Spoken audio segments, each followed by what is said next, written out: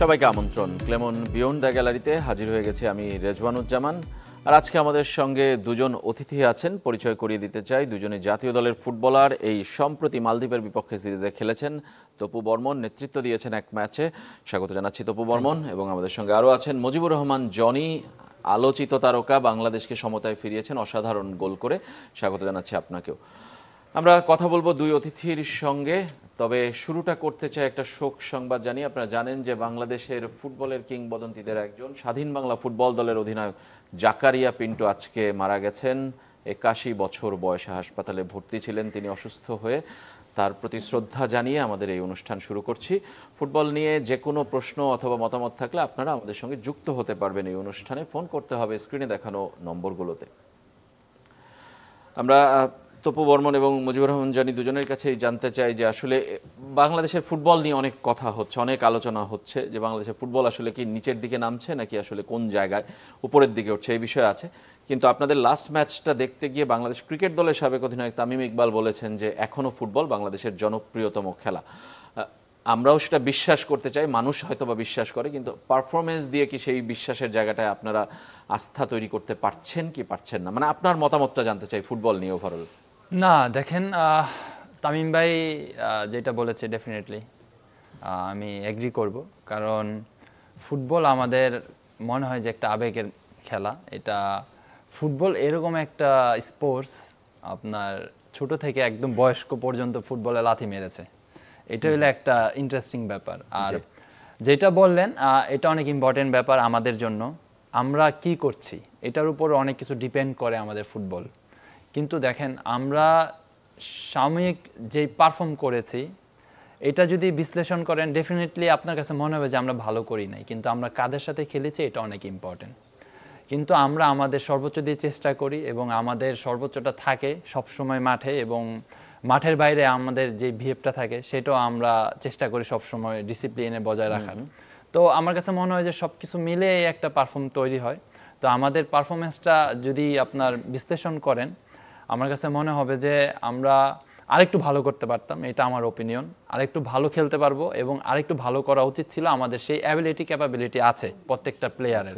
তো আমার কাছে মনে হয় যে এই বছর যেহেতু আমাদের আর খেলা নেই, গত পরশুদিন আমাদের একটা ম্যাচ ছিল মালদ্বীপের সাথে, লাস্ট ম্যাচ এই বছরের, তো সেইটা আমরা জয়লাভ করেছি। আমার কাছে মনে হয় যে একটা খুব সুন্দর একটা এনভায়রনমেন্ট ক্রিয়েট হয়েছে ফুটবলের জন্য। তো এই যে জয়টা আমরা পেয়েছি এটা আমরা অব্যাহত রাখতে চাই। নতুন সিজনে যখন আমাদের খেলা আরও শুরু হবে ইন্টারন্যাশনাল ম্যাচ, এবং ওইগুলোতে আমরা ভালো করতে চাই, তাহলে হয়তো ফুটবলের একটা ভালো ব্যাপার ক্রিয়েট হবে বাংলাদেশে। আমরা আরও আলোচনা করব। গুরুগম্ভীর আলোচনায় যাওয়ার আগে জনির কাছে, যে ওই গোলটা বাংলাদেশকে ম্যাচে ফিরিয়েছিল, অসাধারণ গোল, মানে গোলটার কথা তো বলবেনই, এবং গোলের পরে আসলে আপনার কি কি পরিবর্তন এসছে? আপনাকে মানুষজন কত ফোন দিচ্ছে, কিভাবে আসলে আপনার প্রতি মানুষ চিনতে পারছে আলাদা করে? না আসলে আমরা 1-0 গোলে কিন্তু হেরে আছি। সো ওই মুভমেন্টে আসলে গোল করা এটা বড় বিষয়, বড় ব্যাপার। সো ওই মুভমেন্টে যে মুরসালিনের সাথে 1-2 করে গোলটা করা, সো আমার কাছেই মনে হচ্ছে যে না, একটা ভালো গোল করছি। সো তারপরে ম্যাচ যেহেতু সবার মধ্যেই আসে যে জয়টা, আর কি জয় পেয়েছি, দেন আসলে সবাই বড় ভাইরা, তবুদা, রাকিব ভাই, সোহেল ভাই সবাই ইনক্রেজ করছে যে আমারে, আচ্ছা যে তুই পারবি। হ্যাঁ, দেন আর সবাই আর কি ফোন করছে বাসা থেকে, সোশ্যাল মিডিয়ায় আমার নাম শুনতেছি, সো ভালো লাগতেছে। আচ্ছা, মানে মানুষ আলাদা করে চিনতে পারছে এই গোলের পরে। মানে নিশ্চয়ই এটা আরেকটা গোল করার আগ্রহ তৈরি করে কিনা, কিংবা আরেকটা ম্যাচে এরকম পারফরমেন্স করা, অবশ্যই মানে নিশ্চয়ই এটা প্রেরণা দেয়। তপুর কাছে জানতে চাই আবারও, যে আসলে আপনি বলছিলেন যে আপনারা চেষ্টা করেন, সেটা নিয়ে কোনো আপত্তি কেউ করছে না কিংবা প্রতিবাদ করছে না, কিন্তু আমি বলছি যে চেষ্টাটার পরে আমাদের আসলে সামর্থ্যটা নিয়েও কি আসলে প্রশ্ন, যে এটাই আমাদের সামর্থ্য? আমরা এখনও সাউথ এশিয়ান রিজিয়নে ডোমিনেটিং ফুটবল বলতে পারি না, করতে পারি না, মানে কিন্তু আমাদের এই অঞ্চলে আমাদের খেলা যদি বলি, যে আমরা ইন্ডিয়ার পরে আমাদের লিগ সবচেয়ে বেশি স্ট্যান্ডার্ড বলি, আমরা কোয়ালিটি ক্রিকেট ফুটবল খেলা হয় এখানে সবচেয়ে বেশি বলি, বেশি ম্যাচ খেলা হয় আমাদের এখানে সবচেয়ে বেশি, তারপরও কেন আমরা আসলে পারছি না? আমাদের কি সামর্থ্যের ঘাটতি আপনার কাছে? না দেখেন, এন্ড অফ দ্য ডেতে আমার কাছে মনে হয় মোস্ট ইম্পর্টেন্ট হলো রেজাল্ট। একমত। আপনি যখন ম্যাচ জিততে না পারবেন, আপনি যত ভালোই ফুটবল খেলেন, আপনার দিন শেষে সবাই ভাববে যে আমরা ভালো খেলি নাই। আপনি যদি লাস্ট ম্যাচে চিন্তা করেন, আপনি 13 তারিখের ম্যাচে মালদ্বীপের সাথে আমরা যে ম্যাচটা 1-0 গোলে হেরে যাই, আপনি যদি ক্রিয়েশন দেখেন, আমরা 43 টাইমস মালদ্বীপের ডি বক্সের মধ্যে ছিলাম এবং 17 টাইম উই আর শুটিং।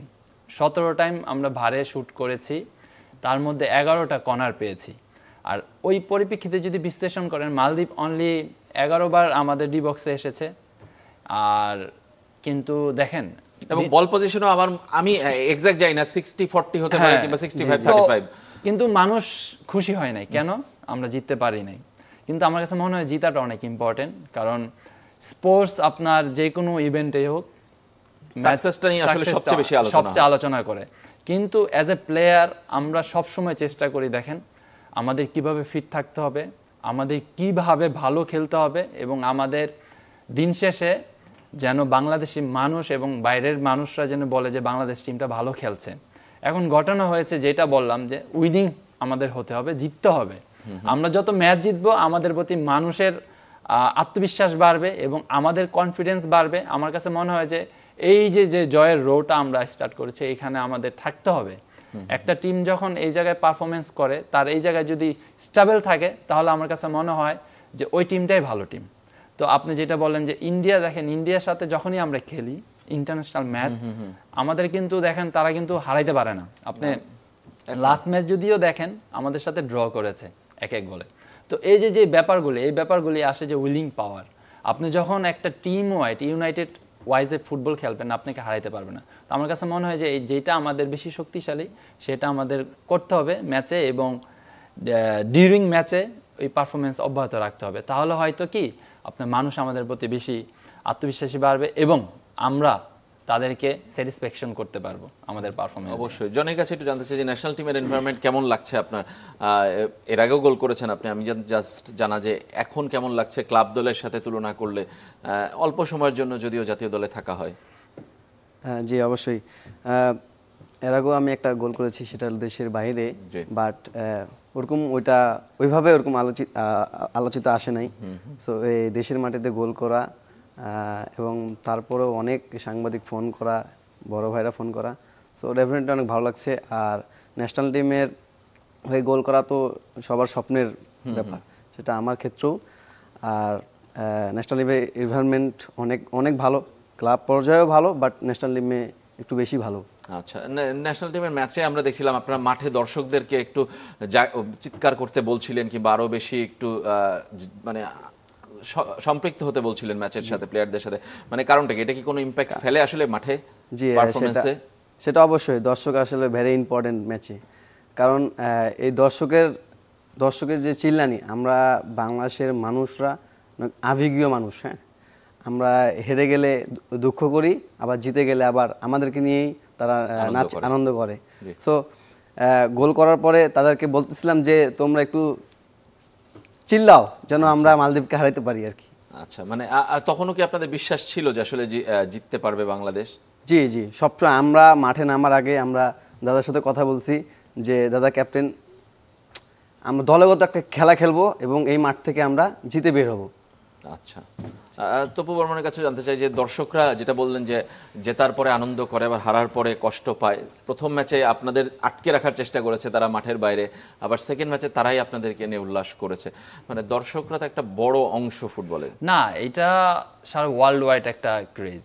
কারণ আপনি যদি চিন্তা করেন, মানে লাস্ট এই আমেরিকার আপনার ব্রাজিল আর্জেন্টিনা ম্যাচ বলেন বা কলম্বিয়া আর্জেন্টিনার ম্যাচ বলেন, তো ওই জায়গায় কিন্তু অনেক ইনসিডেন্ট ঘটে। তো এটা আমার কাছে মনে হয় অবভিয়াস, এটা হবে, এটা হওয়া উচিত। কারণ যখন আপনি ম্যাচ হারবেন, দর্শকদের যদি কোনো রিয়াক্ট না থাকে, তাহলে আপনার ভিতরে ওই মনোবল, ওই জিতটা কাজ করবে না। যখন আমরা 13 তারিখে ম্যাচটা হারি, অবভিয়াসলি আমরা মাঠে খেলি, আমাদের কষ্টটা কিন্তু অনেক বেশি লাগে, কারণ আপনি কখনই হারতে চাবেন না। তারপরে যখন আপনার যে ইনসিডেন্টটা ঘটছে আমাদের সাথে, একদম এন্ড অফ দ্য টাইম, মানে আমরা বের হয়ে যাচ্ছিলাম, তখন আমাদের মানে তাদের অবশ্যই কষ্ট লেগেছে, তাদের কষ্ট লাগার কারণে আমাদের সাথে এরকম করেছে। কিন্তু ওই জায়গা থেকে আমরা পজিটিভ একটা মোটিভেশন পেয়েছি।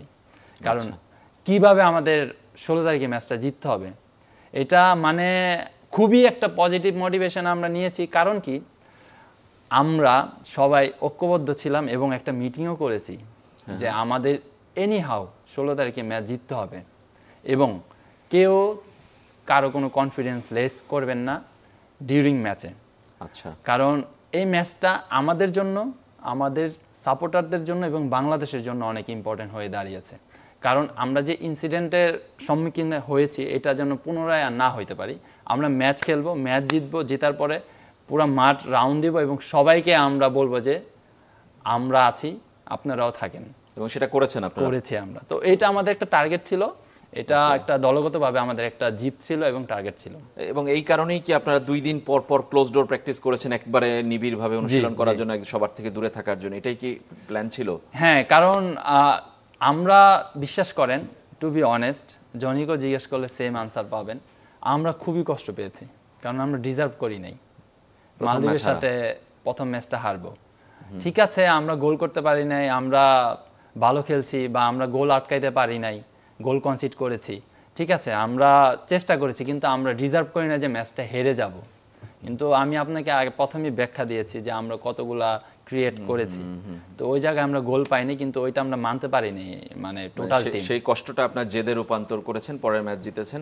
দর্শক আছেন আমাদের সঙ্গেও, আমরা একটু ফোন নিতে চাই, পরিচয় জানিয়ে আপনার প্রশ্ন অথবা মতামত জানাবেন। আসসালামু আলাইকুম। ওয়ালাইকুম আসসালাম। ভাই, আমি চট্টগ্রাম ফটিকছড়ি পুরসভা বিবিরাট থেকে ফোন করছি আর কি। জি বলেন প্লিজ। আমার প্রশ্ন হচ্ছে, আমরা তো ছোটকালে ফুটবল খেলা বেশি দেখতাম আর কি। আবাহনী মোহামেডান সমর্থক হিসেবে আমরা ফুটবল খেলায় দর্শক হিসেবে থাকতাম। আমি মোহামেডান সাপোর্টার একজন, আমি মোহামেডানকে অনেক ভালোবাসি। এখন তো দেখি ওই দিন দিন এই ফুটবল খেলায় মানুষ আগ্রহ হারিয়ে যাচ্ছে। এটা কেন? আর ওই আমার আপনাদের এই যে দুইজন অতিথি এখানে আছেন, আপনি সহ, আমি আমার এই চট্টগ্রাম ফটিকছড়ি পুরসভার বাসীর পক্ষ থেকে আপনাদেরকে অনেক অনেক ধন্যবাদ জানাচ্ছি আর কি। ধন্যবাদ আপনাকেও। কেন জনপ্রিয়তা হারিয়ে যাচ্ছে, মানুষের আগ্রহ কমছে, সেটা আপনি প্রশ্ন করেছেন। সেটা সত্য যে আবাহনী মোহামেডানের সেই ক্রেজ আর নেই আগের মতো, এটা সবাই স্বীকার করছেন। কিন্তু ফুটবলের মান কিন্তু বেড়েছে, এটা নিয়ে আমরা এক কথায় স্বীকার করতে পারি। এবং আমার মনে হয় যে কাউকে আপনি জিজ্ঞেস করবেন, আপনি নিজেও যদি একটু ফলো করেন ঘরোয়া ফুটবলগুলো, এখন অনলাইনে দেখতে পাবেন কিংবা টেলিভিশনেও কিছু কিছু ম্যাচ সম্প্রচার হয়, সেগুলো দেখলে আপনি বুঝতে পারবেন যে মান বেড়েছে। এখন দর্শক হিসেবে মাঠে আসার দায়িত্ব আপনাদের, আর ভালো খেলার দায়িত্ব এই ফুটবলারদের। আমরা আরও কথা বলবো আপনাদের সঙ্গে বাংলাদেশ দল নিয়ে এবং ক্লাব ফুটবল নিয়েও, কিন্তু একটা ছোট্ট বিরতি থেকে ফিরে আসার পর ক্লেমন বিয়ন্ড দ্য গ্যালারিতে সঙ্গেই থাকবেন। বিরতির পর আবারও ফিরে এলাম ক্লেমন বিয়ন্ড দ্য গ্যালারিতে। আমরা কথা বলছিলাম ফুটবলের জনপ্রিয়তা নিয়ে। আপনারা কি মনে করেন কোন জায়গায় ফুটবলের জনপ্রিয়তা, সেই বিষয় নিয়ে কথা বলছি।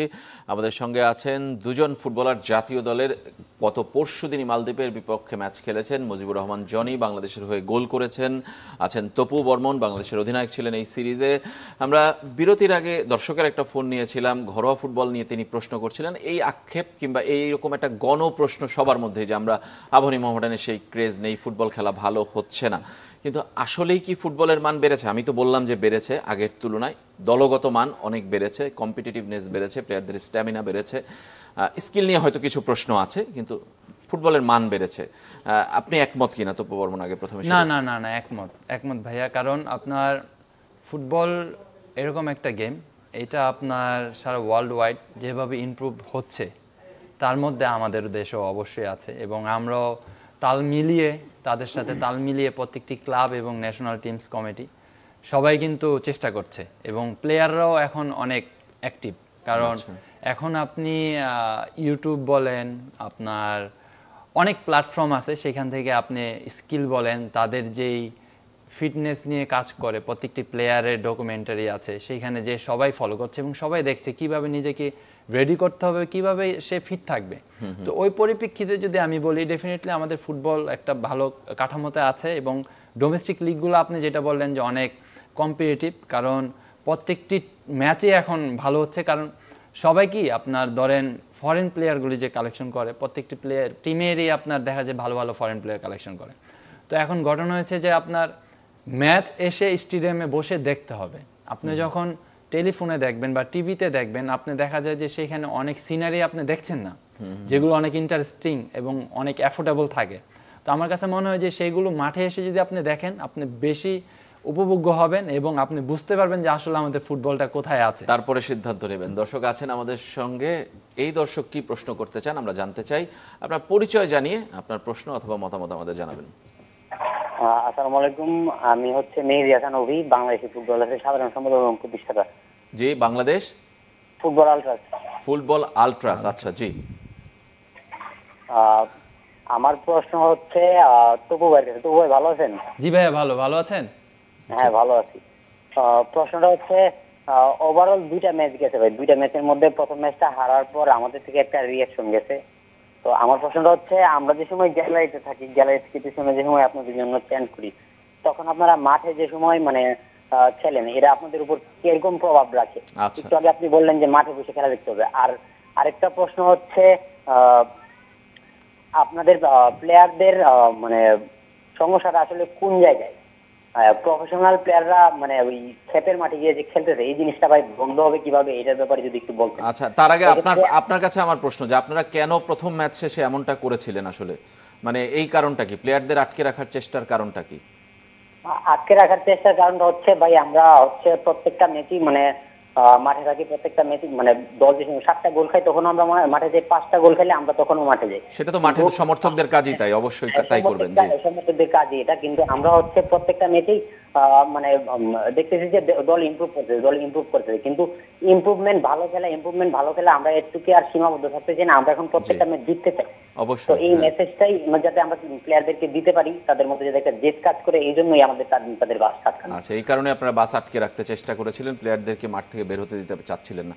ধন্যবাদ আপনাকে। জানি না আমি এটা সত্য মিথ্যা কিংবা এটা আসলে কতটা কার্যকরী, কিন্তু আপনার যে প্রশ্ন সেটা নিশ্চয়ই তপু বর্মন উত্তর দিবেন। প্রথম প্রশ্ন যে দর্শকরা যখন মাঠে চিৎকার করে কিংবা তাদের চিৎকার আসলে প্রভাব ফেলে কতটুকু, সেটা একটা। আর প্লেয়ারদের খ্যাপ খেলার বিষয়টি বলেছেন সরাসরি তিনি, যে ঢাকা লিগের বাইরে অন্য জায়গায় এটা বন্ধ করা সম্ভব কিনা।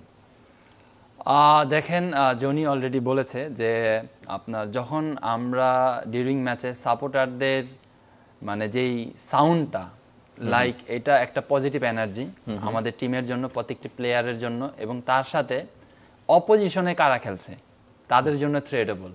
আপনি যখন লাইক বাংলাদেশ করে আপনার লাইক 5,000-6,000 মানুষ একসাথে চিৎকার করবেন, এটার সাউন্ড কিন্তু মানে আনবিলিভেবল। ওই সাউন্ডটা কিন্তু অপোজিশনের টিমের কানেও যাচ্ছে, তো তাদের কিন্তু একটা নার্ভাসনেস কাজ করে, ওইটা থেকে আমরা পজিটিভ এনার্জি পাই এবং তাদের এটার জন্য অশেষ ধন্যবাদ আমি জানাতে চাই। এবং সেকেন্ড যেই প্রশ্নটা সে করেছে, এটা আমার কাছে মনে হয় যে একটা প্রফেশনালিজমের মধ্যে পড়ে, কারণ একটা ইন্টারন্যাশনাল প্লেয়ার এবং প্রফেশনাল প্লেয়ার আমার কাছে মনে হয় না এরকম কাজ করা উচিত।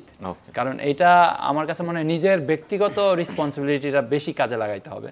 আমরা একদমই শেষের দিকে জনির কাছে জানতে চাই। জনি, আপনি মিডফিল্ডার হয়ে গোল করতে হচ্ছে, বাংলাদেশে এটা নাম্বার 9-এর অভাব অনেক বছর ধরে, আমরা একটা ভালো প্লেয়ার পাচ্ছি না, মানে এটা কি মনে হয় ন্যাশনাল টিমে আপনাদের মধ্যেও আলোচনা হয় কিনা যে একটা স্ট্রাইকার, জেনুইন স্ট্রাইকার আমাদের নেই?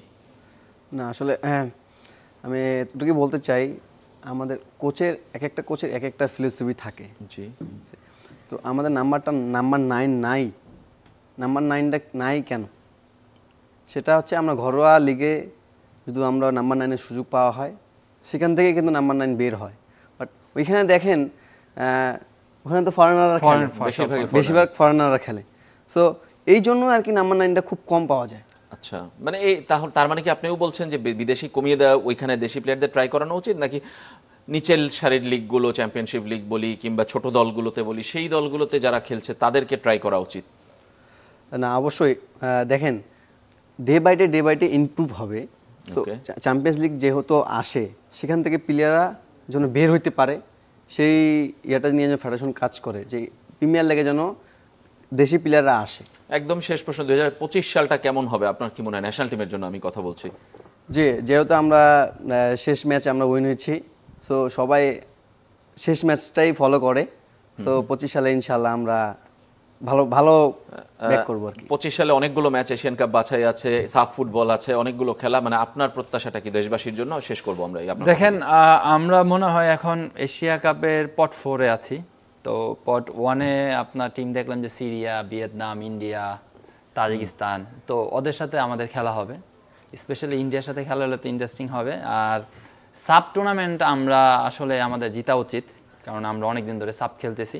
আর যেটা আপনি শুরুতে বললেন যে এই সাউথ জোনে আমাদের মানে ইটা কি, মানে ইম্প্যাক্টটা কি, তো ওইটা আমার কাছে মনে হয় সাব জিততে হবে আমাদের। প্রমাণের মঞ্চ 2025 সাল। ধন্যবাদ আপনাদের দুজনকে আমাদের স্টুডিওতে আসার জন্য। আমরা মনে করি যে 2024-এর শেষটা হয়েছে জয় দিয়ে, যেভাবেই হোক 2025টা বাংলাদেশের ফুটবলে এমন একটা কোনো ফুটমার্ক দেখাক যে বাংলাদেশের ফুটবল এগিয়েছে, এই অঞ্চলে বাংলাদেশ দাপট দেখাতে পারে, সেই প্রত্যাশায় আজকের মতো এখানেই শেষ করছি।